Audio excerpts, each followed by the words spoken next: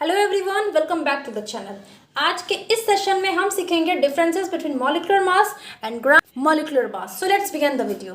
So for understanding the molecular mass, let us first understand what is molecule and how the formation of molecule take place. See student, जैसे हम कहते हैं water is a molecule, water एक molecule है, ठीक है। तो water बना कैसे?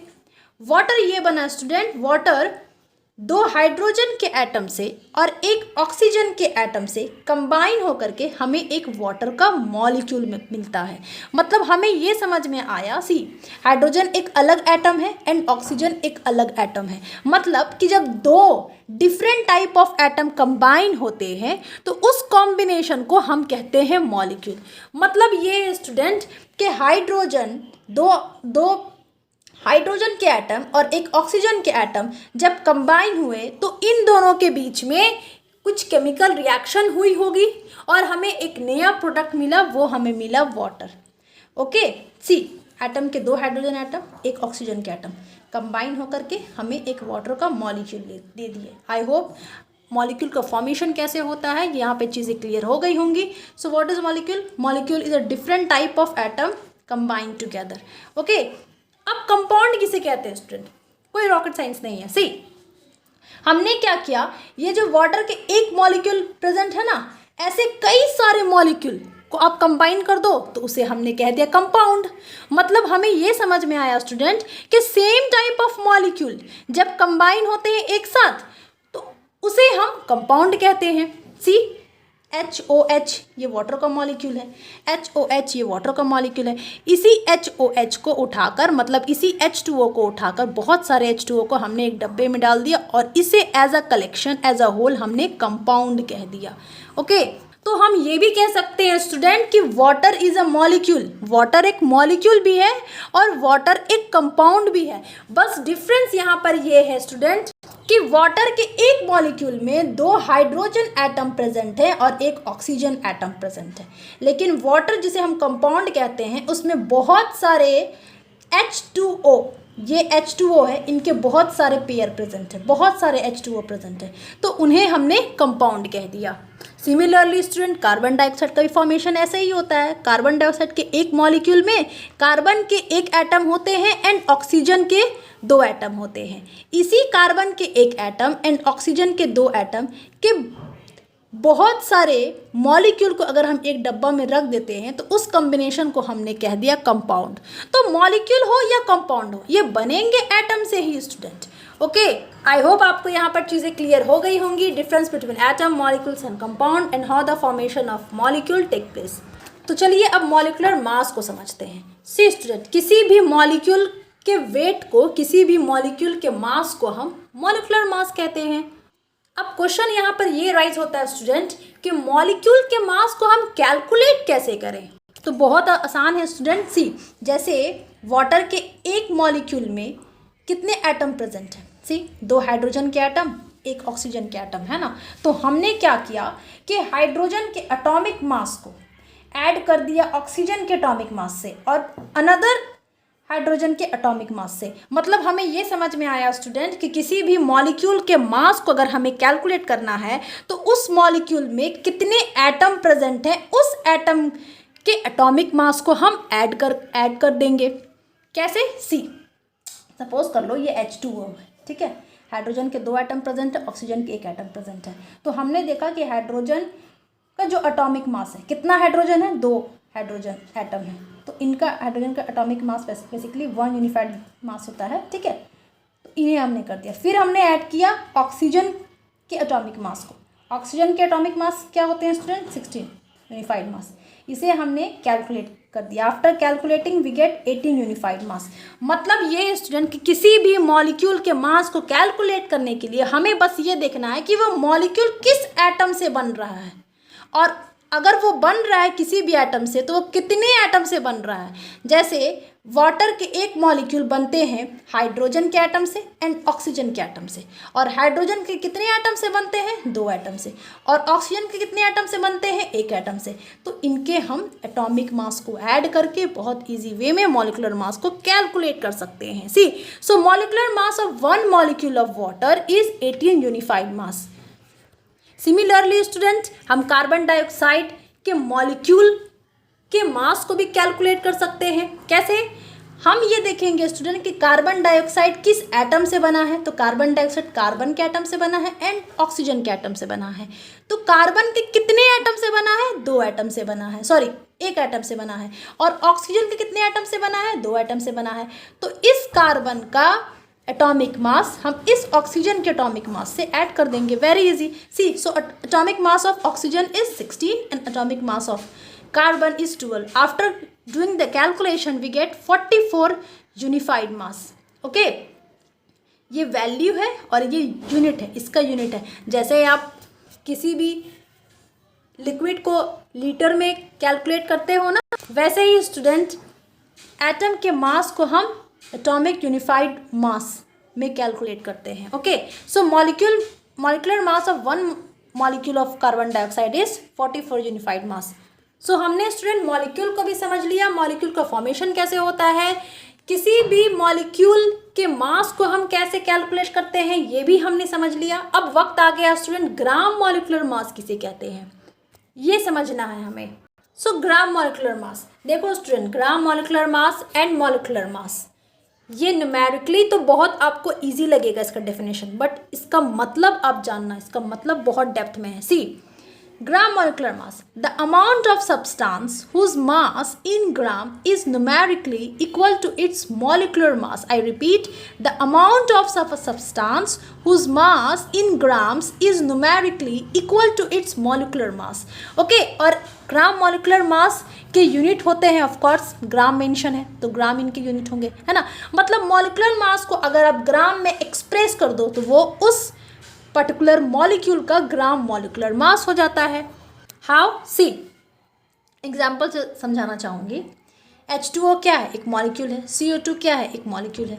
ओके, तो देखो स्टूडेंट, अभी जो हमने कैलकुलेट किया था, हमने मॉलिक्यूलर मास को कैलकुलेट किया था, है ना। मॉलिक्यूलर मास हमें एक मॉलिक्यूल के वेट को आइडेंटिफाई करने में हेल्प करता है ना। जैसे वाटर का एक मॉलिक्यूल का वेट क्या होता है, हम उसे मॉलिक्यूलर मास कहते हैं, मतलब मास ऑफ 1 मॉलिक्यूल। ओके, तो वाटर के एक मॉलिक्यूल का मास हमें पता चल गया 18 यूनिफाइड मास। ओके, अब इसी 18 यूनिफाइड मास को आप ग्राम में कन्वर्ट कर दो। ग्राम में कन्वर्ट करने का मतलब है कि बस ये यूनिट को आप चेंज कर दो। ओके, यूनिफाइड मास को हटा करके आप ग्राम लिख दो। सिमिलरली कार्बन डाइऑक्साइड कि जो मॉलिक्यूलर मास अभी हमने कैलकुलेट किया और हमें मिला 44 यूनिफाइड मास, तो इस यूनिफाइड मास को आप रिमूव करके जीएम लिख दो, मतलब ग्राम लिख दो। ये हो गया इस पर्टिकुलर कार्बन डाइऑक्साइड का ग्राम मॉलिक्यूलर मास। ओके, सिमिलरली स्टूडेंट C6H12O6 जिसे हम कहते हैं ग्लूकोज, ओके, इनका मॉलिक्यूलर मास अगर आप कैलकुलेट करते हो तो हमें 180 यूनिफाइड मास मिलता है। अब ये C6H12O6 मतलब ग्लूकोज के ग्राम मॉलिक्यूलर मास को पता करने के लिए हम क्या करेंगे, इसे यूनिफाइड मास को रिमूव कर देंगे, इसके यूनिट को रिमूव कर देंगे ग्राम से, हमें मिल जाता है ग्राम मॉलिक्यूलर मास। देखो C6H12O6 बहुत इजी वे में हम इनके मॉलिक्यूलर मास कैलकुलेट कर सकते हैं। जैसा मैंने आपको पहले बताया, किसी भी मॉलिक्यूल के मॉलिक्यूलर मास को कैलकुलेट करने के लिए सबसे पहले आप देख लो कि उस मॉलिक्यूल किस किस एटम से बना है। तो ये कार्बन के एटम से बने हैं, हाइड्रोजन के एटम से बने हैं एंड ऑक्सीजन के एटम से बने हैं। और कितने कितने नंबर ऑफ एटम से बने हैं, तो कार्बन के 6 एटम से बने हैं, हाइड्रोजन के 12 एटम से बने हैं एंड ऑक्सीजन के 6 एटम से बने हैं। तो हमने क्या किया, इस कार्बन के एटॉमिक मास को 6 से मल्टीप्लाई कर दिया, इस हाइड्रोजन के एटॉमिक मास से 12 को मल्टीप्लाई कर दिया। वाई? बिकॉज इसमें 12 हाइड्रोजन मास प्रेजेंट है ना, हाइड्रोजन एटम प्रेजेंट है ना। और फिर हमने देखा इसमें ऑक्सीजन रिप्रेजेंट है, तो ऑक्सीजन के एटॉमिक मास हमने लिख दिया विच इज 16। ओके, एंड कितनी ऑक्सीजन प्रेजेंट है, 6 ऑक्सीजन प्रेजेंट है, तो 6 से मल्टीप्लाई कर दिया। After doing all the calculation we get 180 unified mass, और यही आपका ग्राम मॉलिक्यूलर मास हो गया। बस ये यूनिफाइड मास को आप रिमूव कर दोगे ग्राम में। ओके, कितना सिंपल है ना। लेकिन इसका मतलब हमें समझ में नहीं आया। जब ये यूनिफाइड मास को रिमूव कर ग्राम में ही कन्वर्ट करना होता तो ये इतना लंबा चौड़ा प्रवचन की क्या ज़रूरत थी। मॉलिक्यूलर मास को आप कन्वर्ट करो ग्राम मॉलिक्यूलर मास में, तो इसके पीछे एक बहुत बड़ा रीज़न है student. Molecular mass and gram molecular मास देखने में इनके डेफिनेशन जितने इजी होते हैं, न्यूमेरिकल वैल्यू इनकी जितनी इजी होती है, बट इनकी जो मीनिंग है वो ज़मीन आसमान का फ़र्क है। फ़र्क ये है स्टूडेंट कि मॉलिक्यूलर मास किसी भी एक मॉलिक्यूल के वेट को हमें फाइंड आउट करने में हेल्प करता है। मतलब किसी भी एक मॉलिक्यूल के मास को हम मॉलिक्यूलर मास कहते हैं। लेकिन ग्राम मॉलिक्यूलर मास उस मॉलिक्यूल के एक मोल के मास को फाइंड आउट करने में हेल्प करता है। मतलब अब ये एक मोल क्या है, डोंट वरी, एक मोल कंसेप्ट की सेपरेट से वीडियो होगी, लेकिन फिर भी मैं एक छोटा सा व्यू इस वीडियो में देना चाहूँगी आपको, so that you don't get confuse. See student, जैसे एक दर्जन में 12 पीस होते हैं, है ना। जैसे अगर मैं आपको कहूँ आप 1 डजन ऑफ एप्पल ले आओ मार्केट से, तो आप क्या करोगे, 12 पीस ऑफ एप्पल लेकर आओगे, है ना। वैसे ही स्टूडेंट एटम के दुनिया में अगर मैं 1 मोल कहती हूँ, मतलब we are dealing with 6.022 into 10 to the power 23 particles. मतलब अगर मैं कहती हूँ कि एक मोल का मतलब 6.022 into 10 to the power 23 particle से मैं डील कर रही हूँ। और पार्टिकल्स में वो आयंस भी हो सकते हैं, एटम भी हो सकते हैं, मॉलिक्यूल्स भी हो सकते हैं। अगर मैं ग्राम मॉलिक्यूलर मास से डील कर रही हूँ, मतलब मैं मॉलिक्यूल से डील कर रही हूँ, तो पार्टिकल्स में ये मॉलिक्यूल आएंगे। अगर मैं ग्राम एटॉमिक मास से डील कर रही हूँ, मतलब एटम से डील कर रही हूँ, तो पार्टिकल्स में एटम आएंगे। इसका मतलब ये स्टूडेंट कि अगर मैं कह रही हूँ कि वाटर के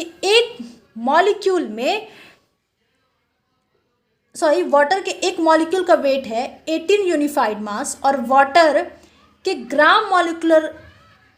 का ग्राम मॉलिक्यूलर मास है 18 ग्राम। इसका मतलब है कि मैं डील कर रही हूँ 6.022 इंटू द पावर 23 मॉलिक्यूल से।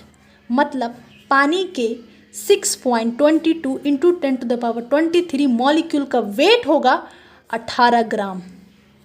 इससे हमें ये समझ में आता है स्टूडेंट कि एटम कितना छोटा है, कितने हल्के वेट का होता है कि अगर आप अपने हाथ पे भी रखोगे ना तो उसका वेट आप फील नहीं कर पाओगे।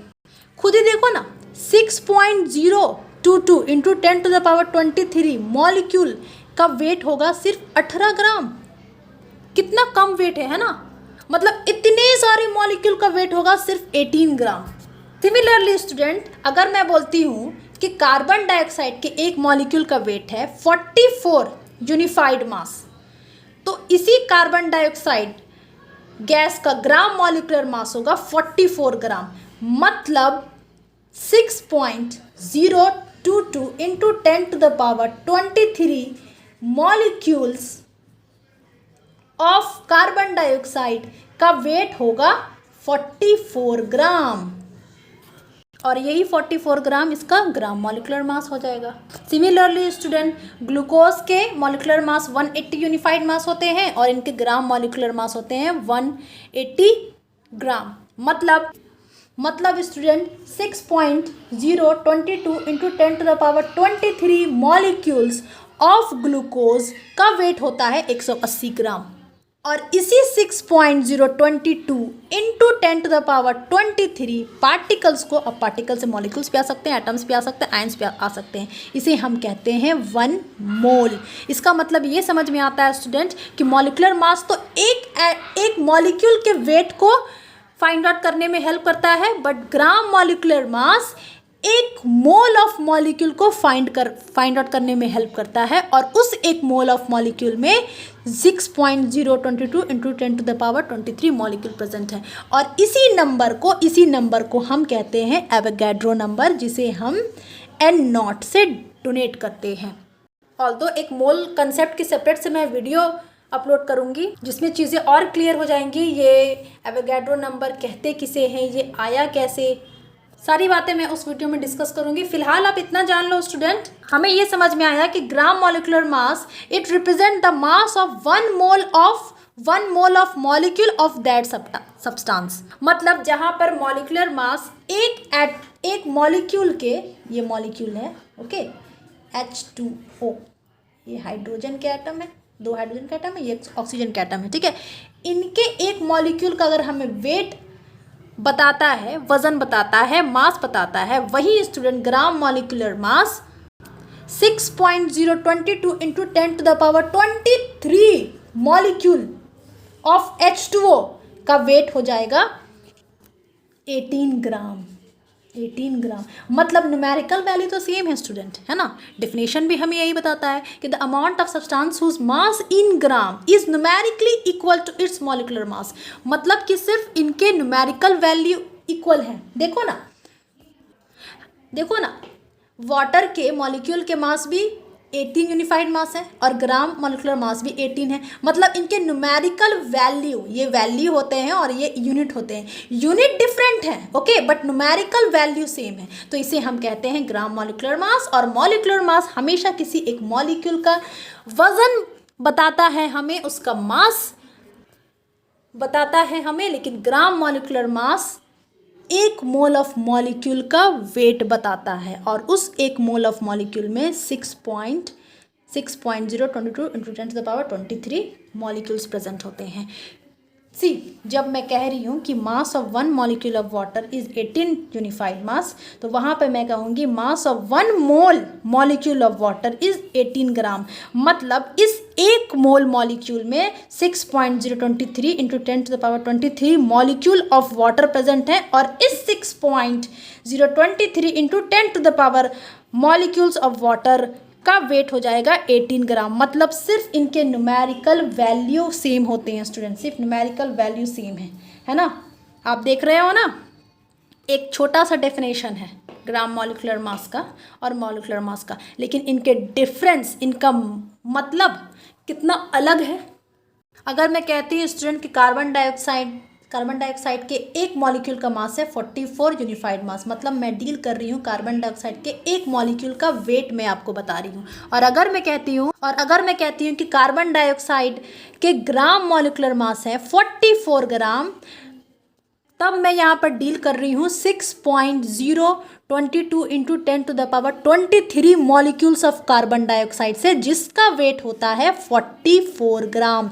और इस मॉलिक्यूल को 6.022 इंटू 10⁻23 पार्टिकल्स को, पार्टिकल से मॉलिक्यूल्स हो सकते हैं, एटम्स हो सकते हैं, आयंस हो सकते हैं। जब हम मॉलिक्यूल से डील करेंगे तो मॉलिक्यूल्स लिखेंगे, जब हम ग्राम एटॉमिक मास से डील करेंगे तो यहाँ पर एटम लिखेंगे, ओके। इतने वैल्यू को हम कहते हैं 1 मोल, मतलब एक मोल में इतने पार्टिकल आते हैं। जैसे एक डजन में 12 पीस आते हैं स्टूडेंट, वैसे ही एक मोल में 6.022 इंटू 10⁻23 मॉलिक्यूल्स आते हैं। मतलब हमें ये समझ में आता है कि बस न्यूमेरिकल वैल्यू इक्वल है, लेकिन इनके डेफिनेशन बहुत ही अलग होते हैं, इनकी मीनिंग बहुत ही डेप्थ होती है। आई होप आपको चीज़ें क्लियर हो गई होगी। अगर आपको ये वीडियो पसंद आई है तो प्लीज़ आई इंसिस्ट मेरे चैनल को सब्सक्राइब करें, बेल आइकन को हिट करें और इस वीडियो को शेयर करें। Thank you for watching, God bless you all.